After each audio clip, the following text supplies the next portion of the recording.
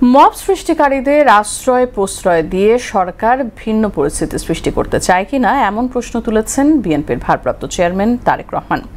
অপরাধী যেই হোক দেশের প্রচলিত আইনে বিচার করার দাবিও জানান তিনি। বিকেলে রাজধানীর গুলশানে এক অনুষ্ঠানে ভার্চুয়ালি যুক্ত হয়ে এসব কথা বলেন তারেক রহমান। এতে বিএনপি মহাসচিব মির্জা ফখরুল ইসলাম আলমগীর বলেন, গণতান্ত্রিক সরকার না থাকায় আইন শৃঙ্খলা পরিস্থিতি খারাপ হচ্ছে। আরও জানাচ্ছেন হুমায়ুন কবির। জুলাই অভ্যুত্থানের প্রথম বার্ষিকী উপলক্ষে বাংলাদেশের জাতীয়তাবাদী ছাত্রদলের আয়োজিত অনুষ্ঠানে বিএনপির সিনিয়র নেতাদের পাশাপাশি অংশ নেন শহীদ পরিবারের সদস্যরা। নিহতদের নামে বিভিন্ন শিক্ষা প্রতিষ্ঠানের নামকরণের পাশাপাশি সবসময় বিএনপির ভারপ্রাপ্ত চেয়ারম্যান তারেক রহমানকে পাশে চেয়েছেন শহীদ পরিবারের সদস্যরা। আমার সন্তান পুলিশের গুলিতে নির্দয়ভাবে ওখানে পড়েছিল। আমি যেদিন আমার সন্তানকে দাফন করি, আমার মনে হয় না আমার ছেলের শরীরে এক ফোঁটা রক্ত আছে। লাশ যখন পিতার কাঁধে ওঠে, ওই পিতাই জানে বেদনায় কতটুকু হতে পারে। তারেক রহমান আমার পাশে আছে, সারা জীবন যেন তাই আমার পাশে থাকেন।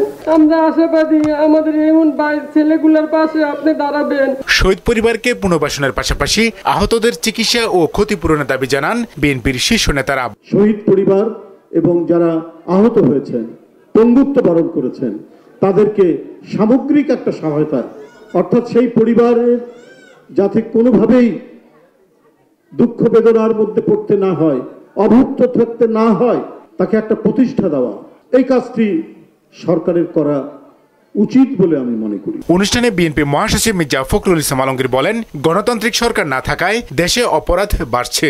নির্বাচন নেই বলেই আজকে দেশে যত আপনার এই ঘটনাগুলো ঘটছে, আপনার আইন শৃঙ্খলার অবনতি ঘটছে, দুর্নীতি বাড়ছে, দুর্বৃত্তরা সুযোগ নিচ্ছে, কারণ তাদের পেছনে সেই ধরনের জনসমর্থন নেই। এতে লন্ডন থেকে ভার্চুয়ালি যোগ দেন দলের ভারপ্রাপ্ত চেয়ারম্যান তারেক রহমান। বলেন, বিএনপি ক্ষমতায় গেলে জুলাই আন্দোলনে হত্যাকারীদের শাস্তি নিশ্চিত করা হবে।